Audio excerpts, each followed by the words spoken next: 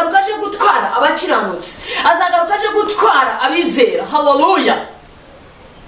Ndakwingingira kugira ngo iki gihe ntuzakine, kuko ntabwo ari igihe cyo gukina, ntabwo ari igihe cyo kurangara, ntabwo ari igihe cyo kuvuga ngo oya, ngo buriya azaza igihe gishize kera. Oya, ahubwo ni igihe cyo kuvuga ngo Yesu agiye kuza. Ubwo agiye kuza rero ndabifatamo gute, ndabyitwaramo gute, ndakiranuka gute, ndakizwa gute, ndakorera Imana gute, ndanezeza Imana gute, ndahesha Imana yanjye icyubahiro mu buhe buryo? Ibyo bibazo ubyibaze, numara kubyibaza wisubize cyangwa Imana igusubize. Nimara kugusubiza ukora icyo kubwira gukora, kuko nugikora uzaba urushaho kuba mu mwanya w'abandi biteguye kugaruka. Haleluya, haleluya, haleluya. Ndabasuhuje mwese mu izina rya Yesu. Imana yacu ishimwe cyane. Ndanezerewe cyane kubw'uyu munsi mwiza. Ni umunsi udasanzwe mu buzima bwanjye, ni umunsi udasanzwe mu buzima bw'iri torero ritegura umugeni wa Kristo. Ni umunsi udasanzwe kubw'uyu murimo dutangiye. Imana yacu ihabwa icyubahiro cyinshi cyane. Ngiye kubanza kubaha introduction gato gusa y'ibingibi tugiye gukora, ubundi nze kurangiza ntanga ijambo ry'Imana. Imana itugirire neza cyane. Amazina yanjye rero nitwa Margaret Abatoni, nkaba narahamagawe nk'intumwa cyangwa apostle cyangwa apotre. Imana itugirire neza cyane kandi duhana umugisha. Nkaba naratangiye umurimo mpuzamahanga wo gutegura umugeni wa Kristo. Mu magambo y'Icyongereza witwa Christ's Bride Preparation International Ministries. Tukaba tumaze igihe dukorera Imana, twagiye mu bihugu bitandukanye, twakoreye Imana mu Rwanda hose, mu ntara hose twarahageze. Umurimo twari twaratangiye kugeza ubu ngubu turacyakorera Imana. Haleluya. Ndabashuje rero kandi mbabwira ngo ni ukuri pe turahari, kandi duhari mu buryo bw'umwuka ndetse no mu mubiri dutangiye kugaragara. Imana yacu tugire neza cyane.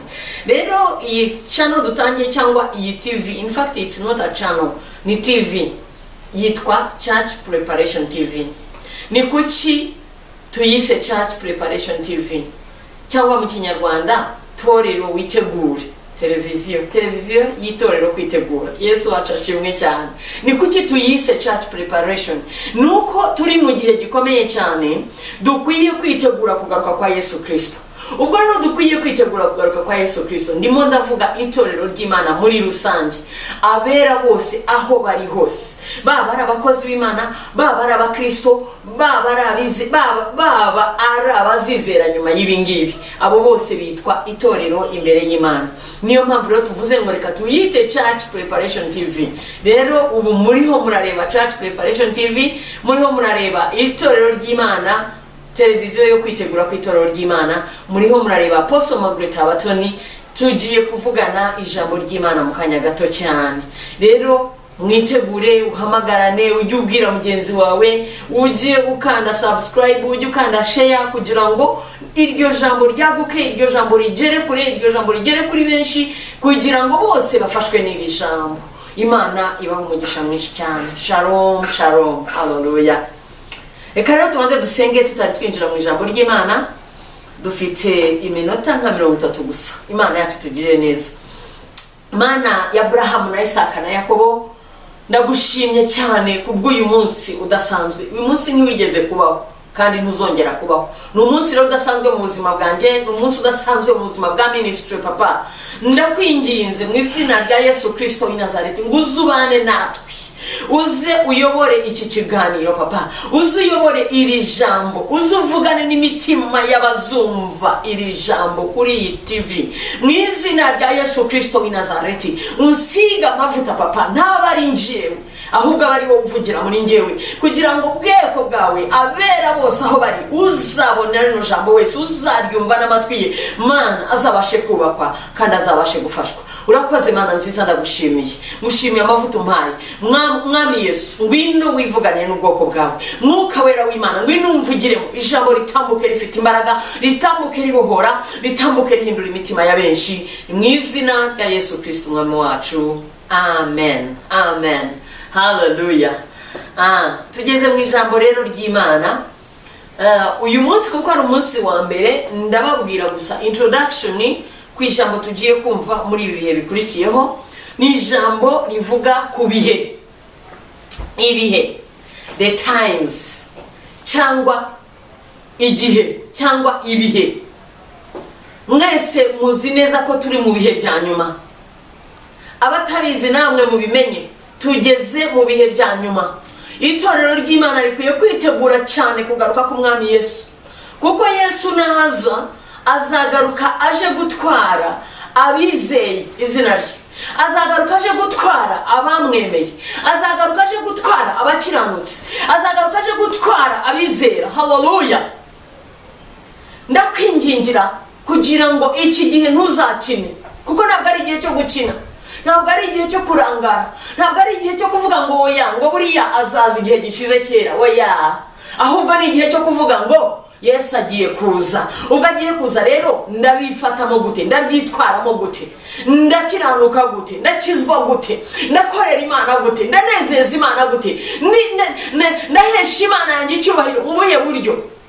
Ibyo bibazo ubyibaze, numara kubyibaza wisubize cyangwa Imana igusubize. Nimara kugusubiza ukora iki kubwira gukora, kuko nugikora uzaba urushaho kuba mu mwanya w'abandi biteguye kugaruka ku mwami Yesu. Uzaba urushaho kukomeza kuba umwana w'Imana utegereje ko Yesu azaza akakujyana kujya kwibera mu bwami bw'ijuru. Haleluya! Imana yacu ni nziza cyane.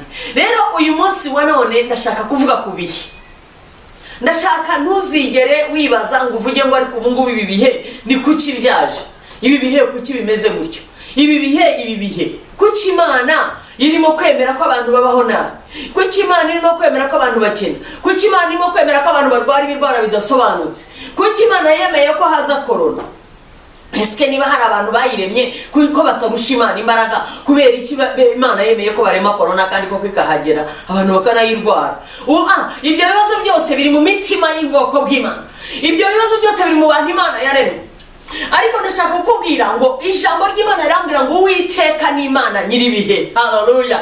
Ni Imana nyiribihe, nta gihe na kimwe kiyitungura. Ibihe byose biri mu biganza byayo, ibihe byose biri mu gutegurwa kwayo, ibihe byose ibigiramo uruhare. Amen, amen. Kuko niyo yategetse ko bibaho. Iyo turebye mu itangiriro iravuga ngo reka habeho ngo ibyo bikabaho, reka habeho umucyo, umucyo ukabaho, reka habeho umwijima, umwijima ukabaho, reka umwijima utandukane n'umucyo bikabaho, reka umucyo witwa amanywa, reka ijoro, reka umwijima witwa ijoro. Ibyo bikaba kuko Imana byose bifite mu bubasha bwayo.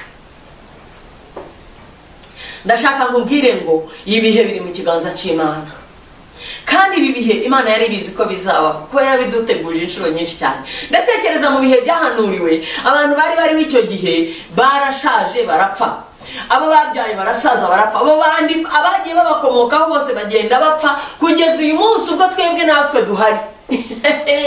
Nawe wamenya niba natwe tuzaba tukiriho ibyo bihe bizagera, ariko nitwaba tukiriho Imana yacu izahabwa icyubahiro ko tuzaba twarabivuze. Imana yari bizi ko ibi bihe bizabaho. Niba yarabwiye abantu bayo ikababwira ngo hari igihe cya buri kintu, mu Mubwiriza 3:1 hari igihe cya buri kintu. Ndashaka kubwira ngo Imana yari bizi ko hari igihe cya buri kintu, yari bizi ko nta kintu kizahindura ibihe byayo. Imana yacu tugirire neza cyane. Noneho rero ndashaka kubwira ngo nge nawe tumenye ngo ibi bihe by'Imana tubigendanemo nayo. Haleluya! Tumenye uburyo turi bugendane n'Imana muri ibi bihe, tumenye uburyo turi buhagarare n'Imana muri ibi bihe, tumenye dusobanukirwe uburyo turi bukorera Imana tukayihesha icyubahiro muri ibi bihe, dusobanukirwe uburyo turi bukizwe neza tugakiranuka muri ibi bihe nubwo bitoroshye. Ejo nari ndimo mvugana n'umuntu arambwira ngo nukuri ngo mwasenze ko ari mwe bakozi b'Imana ngo izuba ko ritumaze, ngo imyaka yose yumye itarazaho imbuto, yumye itaragira ikintu kibaho, imvura yagiye hehe? Ibihe birahinduka mwene data, byose tubyitegure, byose tubyitegure. This is Church Preparation TV. Turimo turategura itorero ry'Imana kugira ngo rimenye ko ibyo bihe byose bigomba kuzabaho, kandi nimara kumenya ko bizabaho ndimo ndavuga kubizera abizera bose bamenye ko ibyo bihe bigomba kuzabaho. Nibamara kumenya ko bizabaho, bamenye uburyo bahagarara, bamenye uburyo basenga, bamenye uburyo babyitwaramo, bamenye uburyo bavuga ubutumwa bwiza. Imana yacu tugire neza cyane. Ndamubwira nti ibyaha biragwiriye cyane. Arambwira ngo ibyaha biragwiriye mama pasteur, akunda kunyita mama pasteur, ngo ibyaha biragwiriye cyane, ngo Imana nitubabarire basi, ngo Imana nitugirire imbabazi. Umva, Imana iratugirira imbabazi te tudashaka kwihana, iratugirira imbabazi te tudashaka gukizwa neza, iratugirira imbabazi te tudashaka kuyigarukira. Ijambo rye rirambwira mu gitabo cy'umuhanuzi Yesaya ngo nimungarukire ngo nanjye ndabagarukira. Iri kongera ikambwira nanone muri Yesaya ngo nimushaka Uwiteka bigishoboka ko abonwa. Yesaya 55:6 ngo nimumwambaza akiri bugufi, ngo kiranurwa nareka ibyo yibwira, ngo n'umunyabyaha areka ibyaha bye. Imana yacu ishimwe cyane kandi dutabare kugira ngo tubashe gukizwa. Nitumara gukizwa tukamaramaza, nitumara kwihana nibura hakaboneka y'umukiranutsi umwe gusa, nk'uko ijambo ry'Imana ribwira muri Ezekiyeli ngo umukiranutsi umwe akiza igihugu. Imana irazagutabara haro. Ariko ndashaka kubwira ngo umutima w'umwana w'umuntu muri iki kinyejana wamaze kwangirika cyane. Ntabwo ari abatizera gusa, ahubwo n'abandi bizera, n'abandi bagira gute bizera, n'abandi bitwa ngo barakijijwe, n'abandi bitwa ngo barakorera Imana. Imana idutabare. Imitima yarapfuye, imitima yarangiritse. Umutima w'Imana urabura mu muntu, umutima w'Imana urimo urabura mu muntu. Kamere irakomeza kuganza cyane, ibyaha birakomeza kuba ari byo bitegeka. Umva, abantu b'Imana barakomeza kwangirika. Umuntu Imana yaremye undi mwitangira ivuga ngo tureme umuntu asa natwe, agira ishusho yacu, ngo hanyuma batware ibyo twaremye. Uwo muntu arimo arabura, uwo mutima urimo urabura mu bantu Imana yaremye. None se Imana murumva izabigenza iti? Ijambo ryayo rirambwira ngo itinda kurakara. Hariho benshi cyane bavuga ngo Imana yacu ngo ni inyambabazi, ngo Imana yacu ngo ni urukundo, nk'uko koko ijambo ryayo ribivuga, ngo Imana yacu igira neza, ngo ntabwo Imana izemera ko abantu barimbuka, ngo ntabwo Imana izemera ko abantu bajya mu muriro. Yo, ndakubabariye cyane niba ufite ibyo bitekerezo. Ndashaka kubwira ngo Imana itinda kurakara nibyo, Imana ni inyambabazi nibyo, Imana ni urukundo nibyo, ariko Imana ijya inarakara. Muri Ezekiyeli haratubwira ngo irica igakiza. Ari njye nawe rero dukwiye gushaka Imana bigishoboka kwibonwa, kuko iba ari ibihe byo gushaka Uwiteka. Imana yacu itugirire neza cyane. Reka dusome muri Hoseya, Hoseya ibice 10:12 haravuga ngo mwibibire mukurikiza gukiranuka, musarure mukurikiza imbabazi, murime imishike yanyu, kuko ari igihe cyo gushaka Uwiteka, kugeza igihe azaza akatuvubira gukiranuka. Mwakira ijambo ry'Imana. Mwibibire mukurikije gukiranuka, musarure mukurikije imbabazi, ngo kandi murime imishike yanyu, kugeza igihe Uwiteka azazira akabavubira imbabazi cyangwa gukiranuka. Murime cyangwa mubibe mukurikije gukiranuka. Ndashaka kubabwira ngo iki ni igihe cyo gukiranuka cyane. Iki ni igihe cyo kuva mu byuzi byose byangwa n'Uwiteka. Iki ni igihe cyo kuvuga uti umva, dore igihe nabivangiye. Ubwo ndavuga kuri babandi bakibivanga, bagitambitse ibirenge, ahangaha harimo gukiranuka, ahangaha harimo gukiranirwa, ahangaha harakora ibyaha, harakora ibyiza, ahangaha umva, ahangaha hararamya Imana, aharagaruka karamya Satani. Umva, iki ni igihe cyo kubibira mu gukiranuka. Warangiza ukabiba ugasarura imbabazi, warangiza ukabiba ugasarura gukiranuka, warangiza ukarema umushike. Ukarima iki? Umushike. Byaba ngombwa ukajya kubwira n'undi mushyashya ko hariho gukiranuka kw'Imana, kandi ukajya kumubwira ko hari igihe kimwe Yesu azaza gutwara itorero, kandi ngo azatwara itorero ritagira ibara cyangwa ikizinga cyangwa umunganyari. Ibyo ngibyo biri mu Befeso ibice 5:26 na 27. Haleluya. Ndashaka kubwira ngo ujye ubibutsa ibyo. Ubibe kugira ngo ukiranuke, ubibe kugira ngo ubone imbabazi, nurangiza urimo umushike kugira ngo Uwiteka azakuvumire gukiranuka nanone mu gihe gikwiriye. Nkuko ijambo ry'Imana rimbwira, muri Ezekiyeli ngo bahinduriye benshi mu gukiranuka ngo bazaka nk'inyenyeri. Amen, amen. Hanyuma n'abanyabwenge nabo bazaka nk'isanzure. Imana yacu ishimwe cyane. Noneho rero bivuga ngo nje nawe tugerageze tumenye ko icyari igihe cyo gushaka Uwiteka. Ndimo ndavuga ku bihe dushaka Uwiteka bigishoboka ko abona. Birashoboka ko byaranatangiye gukomera by the way, kuko niba kugeza ubu ngubu hariho abapasteri bacicaye mu rugo badafite amatorero, badafite aho bakorera, badafite uburyo bakora. Ibyo byonyine ntibikwiye gukangura ubwonko bwacu tukamenya ngo ibi ni ibihe bikomeye byatangiye. Ibihe byo kugeragezwa kw'itorero byaratangiye. Ibihe byo kunyeganyezwa kw'itorero, the shaking of the church has begun. And I tell you the truth, if the church is being shaken, then what about those who are outside the church? Niba itorero ryaratangiye kunyeganyezwa, ese abakiri hanze y'itorero bimeze biti? Ntabwo byoroshye cyane.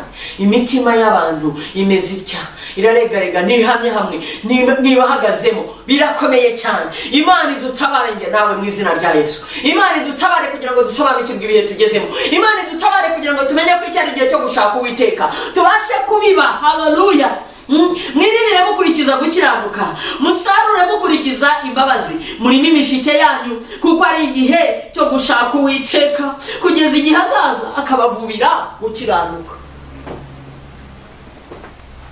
Mani tugire neza cyane, tumenye ibihe. Torero ry'Imana dukeneye kwitegura.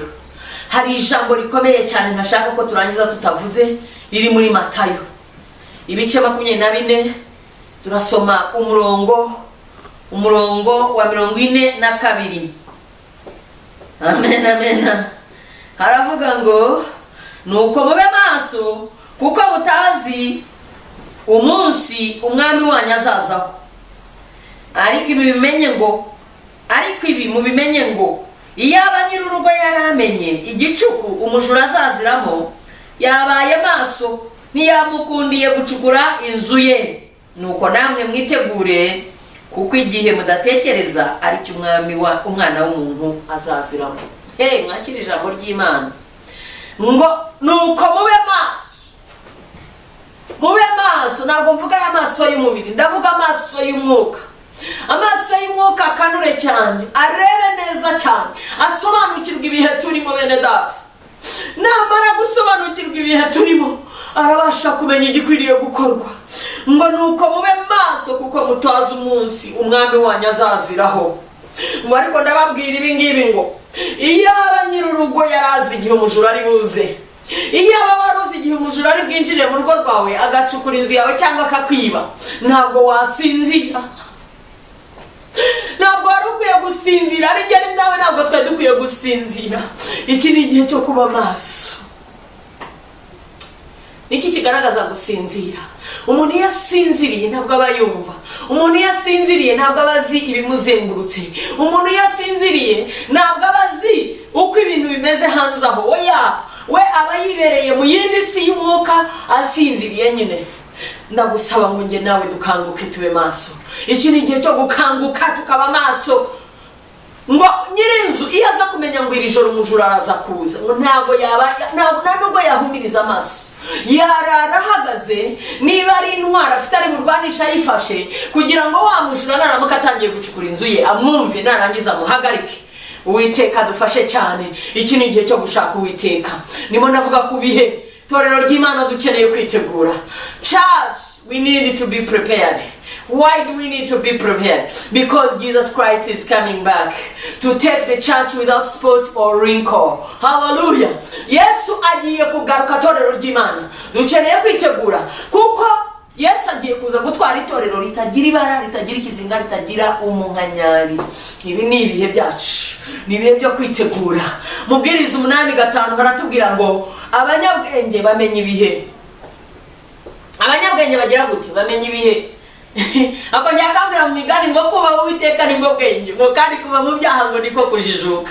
Nshuti ya Yesu, muntu w'Imana, muntu Imana yaremye, erega yakuremye igukunda cyane, iragukunda, irakwifuriza ibyiza, irashaka kuzakugeza ku byiza byose yo guteganyirije.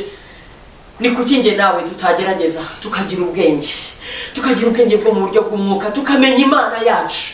Twamara kumenya imana yacu tugasobanukirwa ibihe turimo, twamara kumenya ibihe turimo tugakora icyo Imana idushakaho, tugakiranuka, tugakizwa neza, twarangiza tukabwira n'abandi. Haleluya. Twarangiza tugakora ibikwiye, Imana itugirire neza cyane. Nimo ndasoza ndagana ku musozo. Tumenye ibihe, hari igihe cya buri kintu, kandi ibi bihe Imana yari ibizi. Ntazagire wibwira ngo wenda byatunguye Imana. Wapi, Imana yari ibizi, yari izi ko bizaba, yari izi ko bizagera bikaba. Rero niyo mpamvu yagiye idutekuza kenshi mu magambo y'ubuhanuzi kugira ngo tubyitegure. Ndavuga babandi bizera. Ijambo ry'Imana riravuga ngo abizera ntabwo tuzatungurwa. Amen, amen. Imana itugirire neza cyane. Tumenye ibihe by'Imana. Iyaba nari nyirurugo, iyaba wari nyirurugo uyu munsi ukamenya ko umujura ari buze kwiba, ntabwo wasinzira.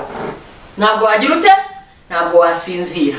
Tube maso kuko tutazi umunsi cyangwa igihe umwami wacu azaziramo.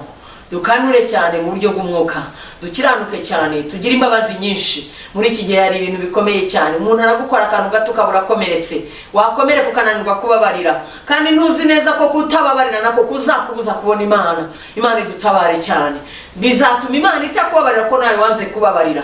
Rero usarura ukurikiza imbabazi, kandi urime n'umushike kugira ngo n'abataramenya Imana bayimenye. Imana itugire neza cyane. Ndashoje rino jambo mvuga ngo mureke tumenye ibihe turimo. Nitumara kumenya ibihe turimo, tumenye ko ari ibihe byo gushaka Uwiteka, hanyuma dushaka Uwiteka bigishoboka ko abonwa. Amen. Imana ibahe umugisha. Shalom shalom. Senge nsoza. Mana ndagushimye ku bw'aba bantu bari kureba ino video papa. Ndakwinginze mu izina rya Yesu Kristo ngo ubahe umugisha utagabanyije mwami Mana, kandi uhumura amaso yabo Mana, uhumura amaso yabo kugira ngo bamenye. Ndavuga amaso y'umwuka, basobanukirwe ibihe turimo kandi bamenye uko babyitwaramo, kugira ngo umunsi Yesu azaza bazabashe guhagarara badatsinzwe n'uburiganya bwa Satani, bazabashe kumusanganira mu kirere, maze icyubahiro kibi cyawe Mana. Uduhe imbaraga twese, udushoboze kandi udukomeze. Ni mu izina ry'Umwana wakunda Yesu Kristo dusenze twizeye. Amen, amen. Shalom shalom. Ndabakunda cyane. Ni Ministeri Mpuzamahanga itegura umugeni wa Kristo cyangwa CPI Ministries. God bless you. Amen.